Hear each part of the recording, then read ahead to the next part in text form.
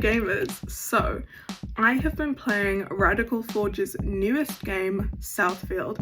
I was invited to be part of the closed beta and I've been playing it all week. You play as Bud, who when they start out they're like blue, but I have customized my Bud to be purple so that they are a little bit more like me.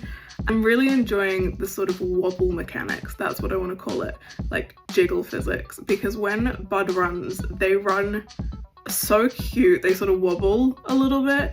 You can turn Bud into like a roly-poly ball and make them sort of go faster. It's sort of like a cool new way of doing like walk versus run in a game.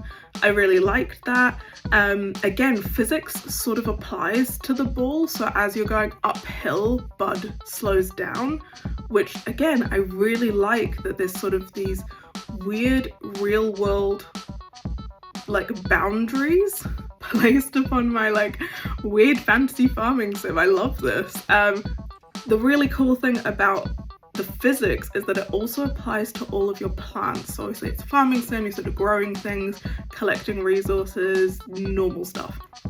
But all the plants are slightly weird, which again, I've loved. You've got like these gooey plants, you've got plants that sort of hop as you walk up to them and like sort of get out of your way and you grab them. You've got sort of jelly on a tree that looks like, you know, that molded jelly. That's really cool, but they all have sort of properties. They have things that they can do to you, or you can use them in crafting recipes, and obviously like the properties that they have, like the fiery fruit obviously is for a fire part that you're gonna make. So like it all correlates, it's really interesting. And I'm sort of just in the beginning stages of like figuring out what everything does, and I'm building things. So that's the other cool thing, there's like a building mechanic. You can build a little house, you can build furniture, but you can also build machinery. Now this is where I think this game gets interesting. You can sort of automate, or I'm starting to see the beginning of an automation process. So right now I've got like a seed maker. So I put my fruit in and it gives me 2 times the seeds of whatever I've put in. So that's cool. I'm just making more for myself so that I don't run out of seeds. I'm trying to do that with like everything I come across in the wild so that I then have some to plant. So I've been sort of running this little like grind at the moment trying to get loads of seeds.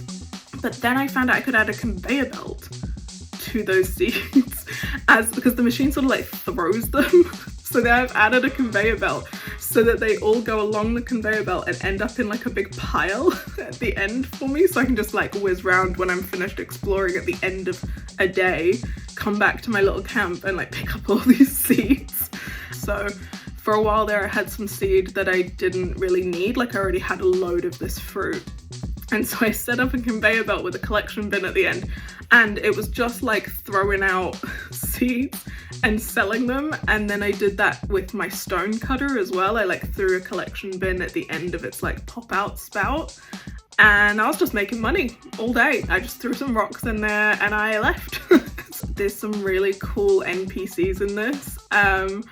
I've enjoyed the dialogue, it's really funny. I really like that nobody in this world is a human, if that makes sense. Like everyone's like this quirky, like a ghost thing, or they're like made of like parts. I like that there isn't like a human element here. It kind of means that this world can be more fantastical, lean into the weird, and I love that. Really into like optimization. And I really love stuff like this where there's like a grind but you can see the end, you can like see the end goal and sort of work towards it. I love games that like take something that you know, so like we all know farming sims now.